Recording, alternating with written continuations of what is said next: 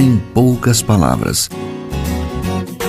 Um olhar sobre o mundo, a vida e a sociedade, à luz da Palavra de Deus, com Augustus Nicodemos.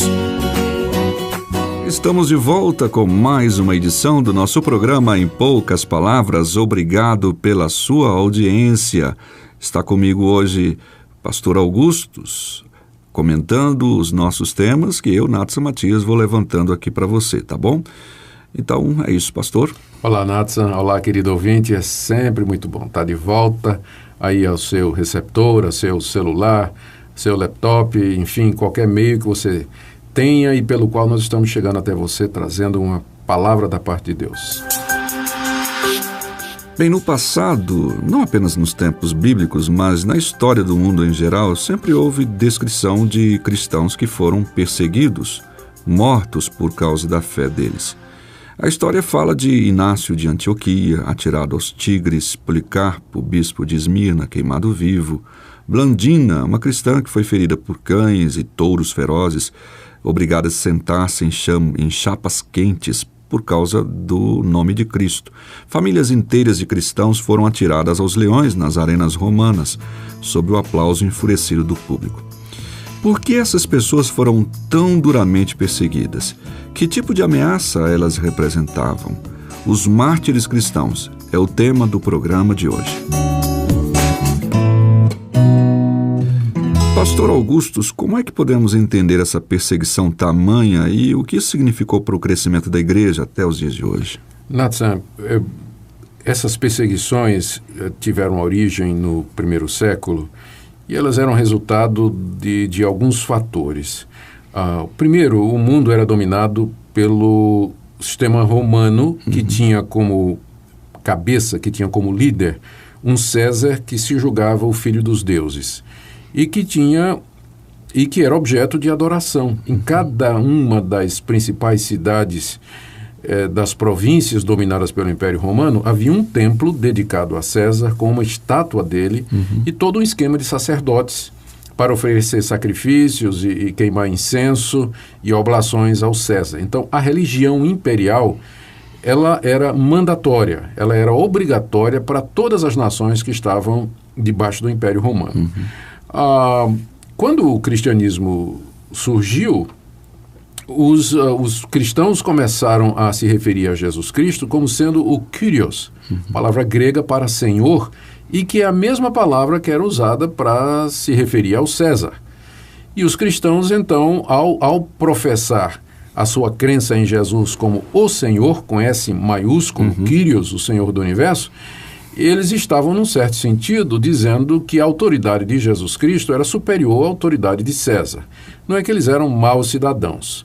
Há várias passagens na Escritura, no Novo Testamento, em que o apóstolo Paulo orienta os cristãos a respeitar as autoridades, pagar os impostos, honrar. Então, não era uma questão de que os cristãos de rebeldia civil, não era nada disso. Eles apenas não adorariam, eles não se submeteriam ao decreto de adorar César, porque eles sabiam que só havia, na verdade, um que merecia adoração, que é o Deus que se revelou na pessoa de Jesus Cristo. Sim. Então, as primeiras perseguições, elas foram motivadas por conta disso. Não podemos esquecer que antes do Império Romano começar a perseguir os cristãos, quem primeiro os perseguiu foram os judeus. Os mesmos judeus que rejeitaram Jesus Cristo e o expuseram à morte diante das autoridades romanas, foram os mesmos que perseguiram seus discípulos.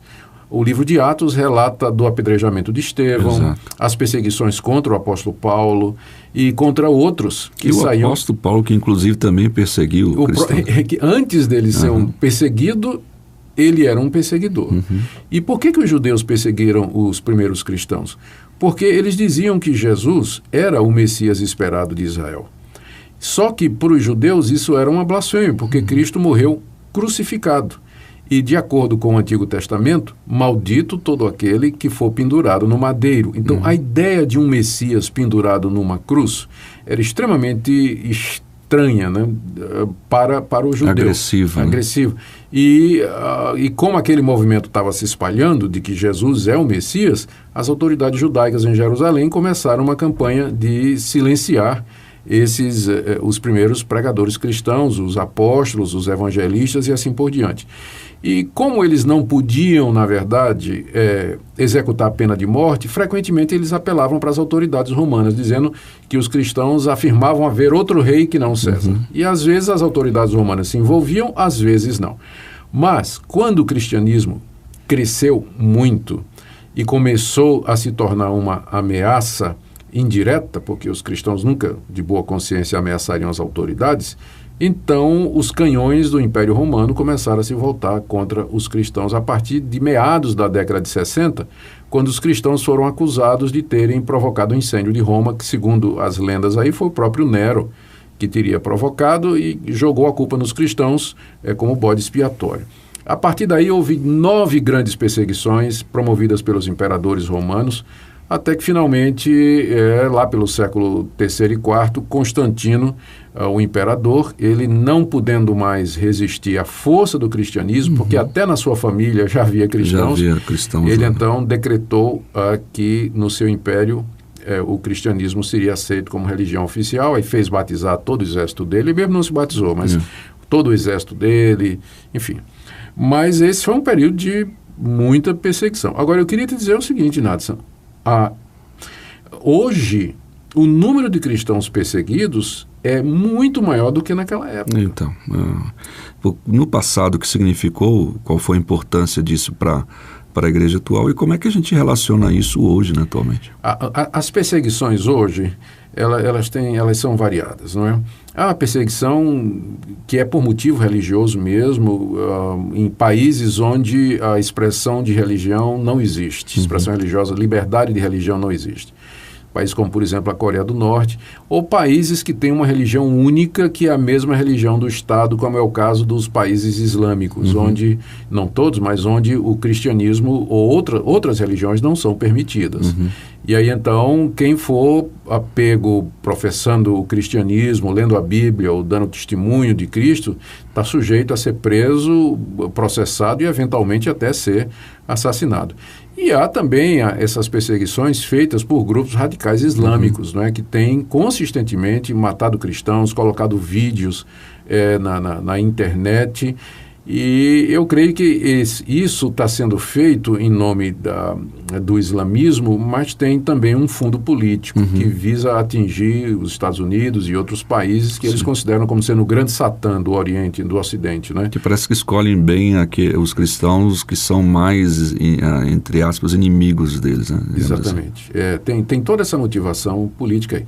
Há também a perseguição que não é totalmente aberta, mas ela existe, que consiste na discriminação, consiste no afastamento da arena pública, da opinião dos cristãos, isso acontece mais nos países do Ocidente. Então, você pode, porque é cristão, eu vou dar um exemplo, na universidade. Se você é estudante de um mestrado, doutorado, e você quer fazer uma tese científica, uma dissertação, e que envolva algum aspecto do cristianismo, você vai sofrer, você vai enfrentar dificuldades, especialmente se na sua banca não houver nenhum professor que seja cristão. Né? E vão dizer, religião não tem nada a ver com ciência, com pesquisa. Eu acho muito difícil isso, porque o sujeito então não poderia escrever, mas o ateu pode, porque é uma convicção pessoal também. É um pressuposto. É um pressuposto também. Então você encontra na universidade essa discriminação, você pode encontrar isso no ambiente de trabalho, na própria esfera pública, especialmente quando vem à tona debates como a questão do homossexualismo, a questão do aborto, a questão da eutanásia. Se nós entrarmos com argumentos que são baseados naquilo que nós acreditamos que o ser humano é, feito à imagem e semelhança de Deus, merece dignidade, merece respeito e tudo mais, esse tipo de argumentação não vai ser usada. Mesmo se essa argumentação tiver base científica e tal, mas se for levantada por um cristão, eles vão, no caso, relacionar isso meramente com religião. Exatamente. Então, o cristianismo vem sendo expulso da arena pública, do debate público e político. Em nome de uma laicidade do Estado que para mim, é equivocada. O Estado é laico significa que ele não protege religião nenhuma, mas Estado laico não é Estado ateu, né, que se levanta contra a expressão de liberdade de expressão, liberdade de religião e assim por diante. Agora há um outro aspecto nessa questão da perseguição, Nathan, que eu acho que eu preciso explicar. O apóstolo Pedro, na sua primeira carta, ele escreve aos seus leitores de que ele diz mais ou menos assim: nenhum de vós sofra por ser malfeitor, maldizente ou como quem se mete nos negócios alheios. Nós, cristãos, temos, por causa do passado nosso de mártires, uma história que nós honramos e nos lembramos, existe essa síndrome e essa tentação de vitimização toda vez que o cidadão sofre. O evangélico está sofrendo, ele acha que já é perseguição religiosa. Eu vou dar um exemplo. Já encontrei gente que chega dizendo: pastor, estou sendo discriminado no meu trabalho porque eu sou evangélico, porque eu sou cristão. Aí quando eu vou investigar mais a fundo, aí o que é que eu descubro? Que o cidadão chega atrasado, que ele é um péssimo funcionário, e aí ele acha que está sofrendo por amor a Cristo, não é? Porque está sofrendo por merecer, né? Sofrendo por merecer, não é? Então, hoje, infelizmente eu vou ter que dizer isso, eu acredito que no Brasil hoje, boa parte da hostilidade que existe contra os evangélicos é por falta de sabedoria, de discernimento, de saber colocar as coisas de gente que diz que nos representa na arena pública, sim, no Senado, na Câmara. Deputados e senadores, às vezes em nome dos evangélicos, eles entram em guerra cultural com setores da sociedade que não é nosso feitio fazer. E aí começa a retaliação, e aí vem a perseguição, aí vai dizer que está sofrendo por amor a Cristo. Não sei se está sofrendo por amor a Cristo. Às vezes está sofrendo porque é bruto, é rude, discriminou mesmo. Desonesto. E aí vão confundir isso com ser perseguido por amor a Cristo. Paciência, né? Nós temos que manter as coisas distintas. Mas que há perseguição hoje no mundo todo contra o cristianismo, não tem dúvida. Aquele famoso articulista da Veja, o Reinaldo Azevedo, ele cunhou um termo chamado cristofobia. Sim, eu cheguei a ler isso. Chegou a ler isso aí, não é? Em que ele chama de cristofobia esse ódio aos cristãos que vem se espalhando pelo mundo. Ele cita lá num artigo que eu li já faz um tempo os resultados, as estatísticas levantadas por uma ONG, que no ano passado, ou foi 2013, pelo menos 200 mil cristãos eles sofreram algum tipo de perseguição. É a religião mais perseguida do mundo hoje. E, se não me engano, ele levanta essa questão, ainda diz que as autoridades acabam por se omitirem citar que isso, ou seja, os perseguidos são cristãos, exatamente por uma tal de ser politicamente corretos, digamos assim. Isso é uma coisa que me espanta, como o próprio governo brasileiro é capaz de se pronunciar a favor de determinados ditadores e de gente aí que a gente sabe bem que tipo de negócio escuso eles fazem em outros países, mas não se pronuncia contra o fato de que até brasileiros no exterior, eles sofrem porque são cristãos. Não há uma manifestação. Ok, gente, nós chegamos ao final do nosso programa, o nosso tempo está no final. Queremos agradecer a sua audiência. Muito bem, muito obrigado, querido ouvinte, pela sua atenção. E pense nisso, antes de você dizer que você está sendo um mártir, que está sofrendo realmente por causa de Cristo, examine se o que você está sofrendo não é resultado de maledicência, de desonestidade ou de qualquer conduta que você acabou cometendo e que trouxe isso sobre você. Até o próximo programa.